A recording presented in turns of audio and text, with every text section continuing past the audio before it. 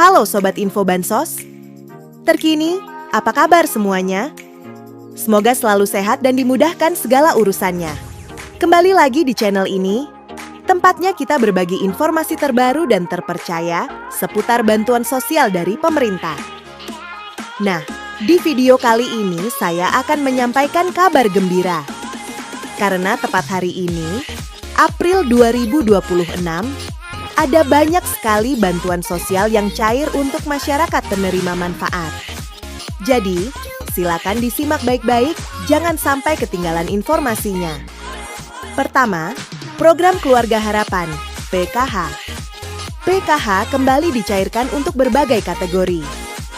Mulai dari ibu hamil, balita usia 0 sampai 6 tahun, lansia di atas 60 tahun, penyandang disabilitas berat, hingga anak-anak sekolah dari tingkat SD, SMP, sampai SMA. Nominal bantuannya tentu berbeda-beda sesuai dengan komponen masing-masing keluarga. Pastikan dicek melalui buku tabungan atau ATM di Bank Himbara, yaitu BRI, BNI, Mandiri, maupun BTN. Kedua, bantuan pangan non-tunai, BPNT, atau kartu sembako. Untuk penerima BPNT, saldo sudah mulai masuk dan bisa dibelanjakan melalui e-warung atau agen yang sudah ditunjuk.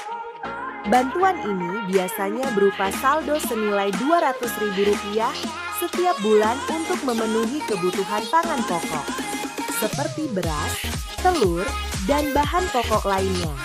Ketiga, bantuan langsung tunai dana desa. Beberapa desa sudah menyalurkan BLT dana desa tahap bulan April. Jadi bagi keluarga penerima manfaat di tingkat desa, segera konfirmasi ke kantor desa atau cek informasi dari bank penyalur terdekat. BLT dana desa ini diberikan untuk membantu meringankan kebutuhan hidup sehari-hari, terutama bagi keluarga yang masuk kategori miskin dan rentan. Keempat, bansos pangan beras 10 kg. Selain bantuan tunai, ada juga bansos beras 10 kg yang disalurkan melalui Bulog.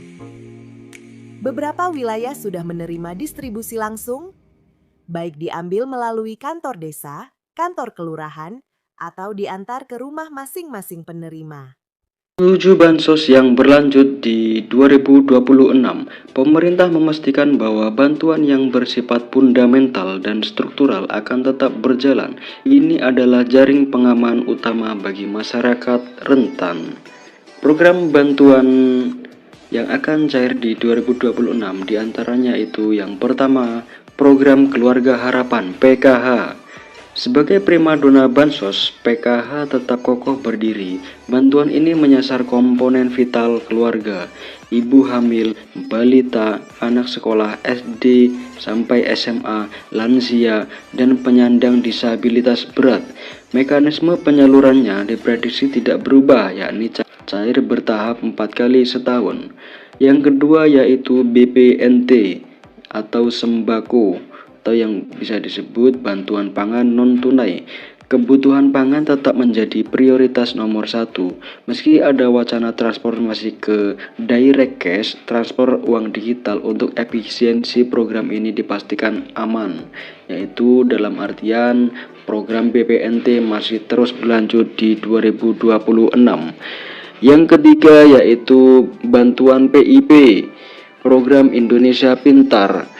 Komitmen mencerdaskan bangsa tidak surut. Anak-anak dari keluarga prasejahtera tetap dijamin akses pendidikannya melalui bantuan tunai PIP.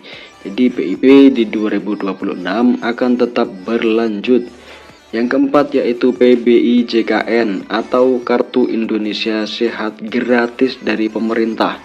Kesehatan adalah hak dasar. Subsidi iuran BPJS Kesehatan bagi 40% penduduk termiskin tetap ditanggung penuh oleh negara. Bantuan beras 10 kg. Program cadangan pangan pemerintah CPP ini diprediksi kuat akan diperpanjang, berfungsi sebagai bantalan saat harga beras gejolak atau terjadi kerawanan pangan. Jadi bantuan beras di tahun 2026 akan tetap berlanjut. Yang keenam yaitu atensi lansia dan disabilitas berat. Kementerian Sosial terus menyalurkan bantuan rehabilitasi sosial baik berupa alat bantu, kursi roda, alat dengar maupun makanan bagi lansia tunggal dan disabilitas. Untuk yang ketujuh, bantuan pena pahlawan ekonomi Nusantara. Ini adalah bintang baru bagi KPM usia produktif di bawah 40 sampai 45 tahun yang sudah lama menerima bansos. Pemerintah menawarkan modal usaha hingga 5 juta rupiah. Syaratnya harus siap graduasi atau mundur dari kepesertaan bansos reguler. Setelah usahanya mandiri ya. Jadi nanti akan ada pengembangan apa skill-skill yang bisa dipelajari dan dipraktekkan. Dalam artian harus melalui proses graduasi secara mandiri atau graduasi secara sukarela. Tidak semua kabar itu manis ya. Ini dia yaitu kabar di tahun 2026 menjadi akhir perjalanan bagi bansos yang sifatnya ad hoc atau sementara. Nah, selanjutnya bansos yang kemungkinan di tahun 2026 tidak akan cair lagi yaitu BLT Kesejahteraan Rakyat atau BLT Kesra. BLT mitigasi bantuan tunai tambahan yang sering cair di momen tertentu seperti saat inflasi tinggi atau El Nino dikabarkan berhenti total per 31 Desember 2025. Sifatnya yang fleksibel dan temporer membuat program ini tidak masuk dalam anggaran rutin jangka panjang 2026. Bantuan subsidi BSU, program yang sempat hits saat pandemi ini juga diprediksi tidak akan muncul kembali seiring dengan pulihnya kondisi ekonomi pasca krisis. Ya, jadi ada beberapa bantuan yang kemungkinan di tahun 2026 tidak akan cair atau tidak rutin cair per bulan sesuai dengan kondisi yang ada di lapangan seperti inflasi tinggi atau El Nino dan lain sebagainya. Ya, lalu isu yang sangat hangat di tahun 2026 yaitu era baru bansos digital dan seleksi alam KPM. Isu paling strategis di tahun 2026 adalah digitalisasi dan validasi ketat. Pemerintah melalui bocoran dari Menko Luhut Binsar Panjaitan merencanakan peluncuran sistem bansos digital berbasis Artificial Intelligence atau AI. Tujuannya yaitu memberantas hantu bansos alias penerima fiktif, penerima ganda atau salah sasaran. Jadi concern pemerintah sangat concern di situ ya, seperti penerimanya yang nggak ada atau bansosnya tetap cair, meninggal tetap bansosnya cair, atau penerima ganda atau salah sasaran.